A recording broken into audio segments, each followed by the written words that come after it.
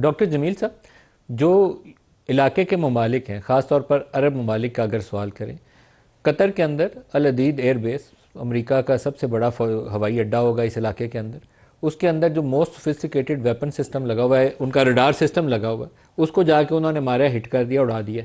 UAE के अंदर जो रडार सिस्टम लगा हुआ है, मिसाइल लगा है, उसको उड़ा दिया है। जो एम्बेसी थी यूएई के अंदर, उसके अंदर आग भड़क उठी है। रियाद के अंदर जो अमेरिकी एम्बेसी थी, उसके अंदर आग भड़क उठी है। बहरीन के अंदर जहाँ उनका वो 5th फ्लीट है, उसके अंदर जाके उन्होंने हिट कर दिया। तो मिसाइल हिट करने की सलाहियत उनके पास है, चाहे 100 तबाह हो के 2 लग रहे हैं, लेकिन 2 लग रहे हैं। तो this is something new for me कि ये अमेरिका जो अपने आप को कहता है कि मेरे पास इतनी बड़ी पावर है कि मेरे मुकाबले में कोई फ़ौज खड़ी नहीं हो सकती। सबसे बड़ा वो कहते हैं कि हमारे पास वो सिस्टम है जो आने वाले मिसाइलों को और जहाज़ों को हवा में मार गिराता है, नीचे आने नहीं देता। उसके बावजूद वो मिसाइल पहुंच रहे हैं। तो कोई रूसी, कोई चाइनीज़ टेक्नोलॉजी का मिक्सर बना के रानियों ने कोई चीज़ बनाई हुई है जो एटलीस्ट प्रिसीजन हिटिंग हो रही है। ये ममालिक कितनी देर इस चीज़ को बर्दाश्त कर सकेंगे? जी, आखिरी बात को थोड़ी सी मैं पहले इसका जवाब दे लूँ और उसके बाद फिर ये कतर और बाकी जगहों पर जहाँ हमले हो रहे हैं उस पर आ जाऊँगा। पहली बात तो ये है कि यस, जब ये जून के बाद से लेके अब तक, जिस तरह एयर कमांडर चिश्ती साहब भी बता रहे थे, उसमें से एक चीज़, एक पॉइंट और जोड़ देता हूँ मैं, और वो ये है कि 24/7 बेसिस पे उनकी जो मिसाइल्स फैक्ट्रीज़ हैं, ये रिपोर्टेड चीज़ें हैं कि वो उन्होंने काम करना शुरू किया और कसीर तादाद में उन्होंने स्टॉक पाइल करना शुरू किया। और जैसा कि तस्करा हो रहा था कि टनल्स को मज़ीद डीप किया ताकि ये जो बम्बिंग कर रहे हैं F-35 से और बाकी उनसे वो बच सके। तो उन्होंने इस तरह डिस्पर्स अपने आप को कर लिया है। और मोबाइल जो इनकी लॉन्चर्स हैं, जिसका का जिक्र ख़ुद अमेरिका की तरफ से आ रहा है कि हम इसको भी न्यूट्रलाइज़ करेंगे, बल्कि डोनाल्ड ट्रंप ने तो कह दिया कि उनकी जितनी सलाहियतें हैं उनको हम तकरीबन न्यूट्रलाइज़ कर चुके हैं। लेकिन ज़मीनी हक़ाइक़ इसके बरक्स बात बता रहे हैं।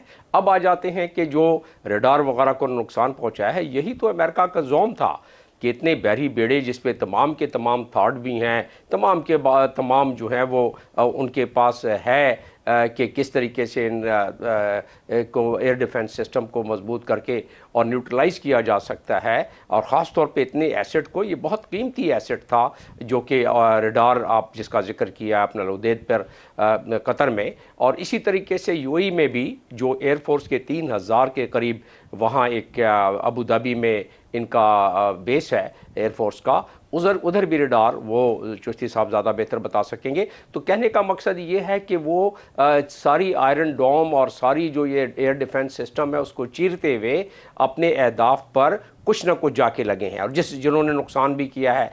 और फिर एक और जो चीज़ नज़र आ रही है मुझे, वो ये है कि ये लैंडिंग स्ट्रिप्स जो हैं, इन तमाम पर ये मिसाइल्स मारे जा रहे हैं। इसका मतलब ये है कि ठीक है, उसको कुछ अरसे के लिए तो रेंडर करते होंगे ना नाकारा, ताकि उनकी सप्लाई लाइन को भी फ़र्क पड़े। क्योंकि जिस तरीके से अम्यूनिशन खर्च हो रहा है अमेरिका का, जिस तरीके से बॉम्बिंग की जा रही है ईरान पर, तो वो उनके पास उनको सप्लाई लाइन की ज़रूरत पड़ेगी। उन्होंने कल डोनाल्ड ट्रंप ने जिक्र किया कि हमारे जो एलाइज़ हैं, यानी कि जो गल्फ़ कंट्रीज़ हैं, उनके पास काफ़ी स्टॉक पाइल है, और वो भी है, और हमारे पास काफ़ी स्टॉक पाइल है, तो हमें कोई इसकी ज़्यादा प्रॉब्लम नहीं होगी। लेकिन दर हकीकत एक उसकी लिमिट होती है और वो एग्जॉस्ट हो सकते हैं। और ईरान तो अपने ट्रफ पे लड़ रहा है ना, ईरान तो अपने इलाके में लड़ रहा है, 7 समुंदर पार से तो आया नहीं है वो। तो ईरान के पास सस्टेनेबिलिटी, और जैसा कि जिक्र हो रहा था, ये जो स्ट्रेटजी बना के गए थे उनके सुप्रीम लीडर, जिसमें कि उन्होंने उस वक्त ही ये सारा बंदोबस्त कर लिया था कि अगर first layer, second layer, third layer, और जो बड़ी स्ट्रक्चर्ड किस्म की और बड़ी डिसिप्लिन किस्म की और बड़ी मोटिवेटेड किस्म की और आइडियोलॉजिकल किस्म की जो कौम होती है, उनमें क़यादत के किसी लिहाज से एलिमिनेट होने से उनका काम नहीं रुकता है।